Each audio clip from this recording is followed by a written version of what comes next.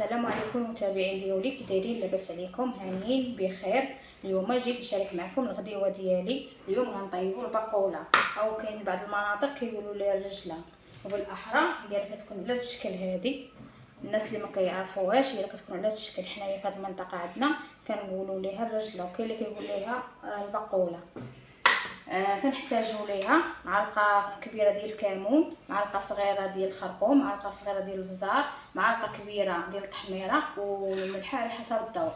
عندنا هنا 2 فصوص ديال الثومه، عندنا الحامض مصير، عندنا هنا القزبر ومعندنوس، وعندنا هنايا الزيتون يعني مشرمل، ولا ديروه فيه الهريسه، واللي ما بغاش يديرو حار يقدر يدير راس ديال الحار.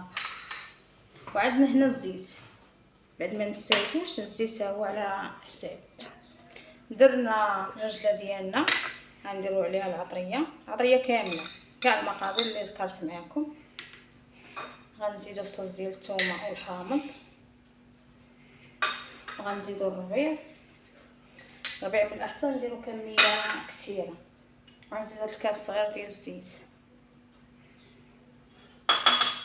وغنديروا هذا الراس ديال الفلفله بعد ما نشحروها. اما الزيتون غيبقى من بعد حتى طيب عاد نضيفوه. ها حنا حطيناها كتشحر على هذا الشكل هذا، نخلوها تشحر مزيان. حنا صفيناها من الماء ديالها كيف ما شفتوا اللي سلقناها فيه. في هذا الاثناء راه قريبه طيب، ما بقاش ليها بزاف.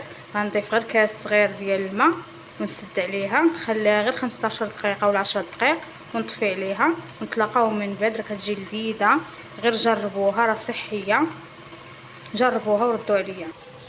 بعد ما طابت الرجله ديالي اثناء غادي نضيف الزيتون. كما سبق قلت لكم الزيتون راه فيه الهريسه، واللي ما بغاش يدير الزيتون في الهريسه راه يدير راس ديال الفلفله حاره، راه كتجي رائعه. ضروري دير الزيتون الاحمر، هو اللي كيجي معاها زوين.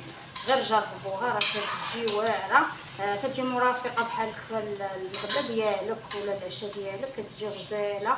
جربوها وردوا عليا في الكومونتير، رجعوا من بعد نحطها لكم في شي طبق.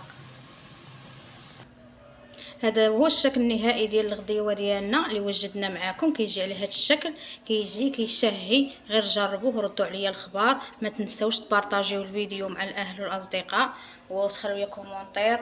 هذا فضلا وليس امرا. شكرا والى اللقاء في فيديو جديد.